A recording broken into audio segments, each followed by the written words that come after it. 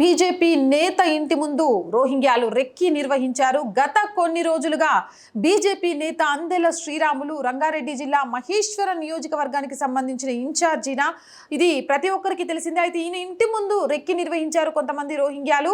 అందెల శ్రీరాములు ఇంటి ముందు అనుమానాస్పదంగా 6 వ్యక్తులు తిరగడంతో అక్కడున్న కార్యకర్తలు నేతలు దీన్ని గమనించి వారిని పట్టుకునే ప్రయత్నం చేశారు. కానీ వారు బైక్ వదిలిపెట్టి పారిపోయారు. కానీ అక్కడ ఆటోలో పెట్రోల్ బాటిల్, సుత్తి, కట్టర్, ఐరన్ రాడ్ బాక్స్ లో పెట్టుకొని తిరుగుతున్నట్లుగా కూడా వీరి దగ్గర నుంచి వెహికల్ దగ్గర నుంచి ఆధారాలను సేకరించారు. గత కొన్ని రోజులుగా రోహింగ్యాలపై ఉద్యమం చేస్తున్నారు బీజేపీ నేత అందెల శ్రీరాములు యాదవ్. ఎప్పుడైతే పహల్గామా ఉగ్రవాద దాడి బయటికి వచ్చిందో ఆ తర్వాత దేశవ్యాప్తంగా రోహింగ్యాలను ఆయా రాష్ట్రాల నుంచి తరిమివేయాలి అని ఉత్తర్వులు వచ్చిన నేపథ్యంలో హైదరాబాద్ లో రోహింగ్యాలు విపరీతంగా ఉన్నారు. ఆ రోహింగ్యాలు అక్రమ వలసదారుల్ని పట్టుకోవడంలో ప్రభుత్వం విఫలమవుతుంది.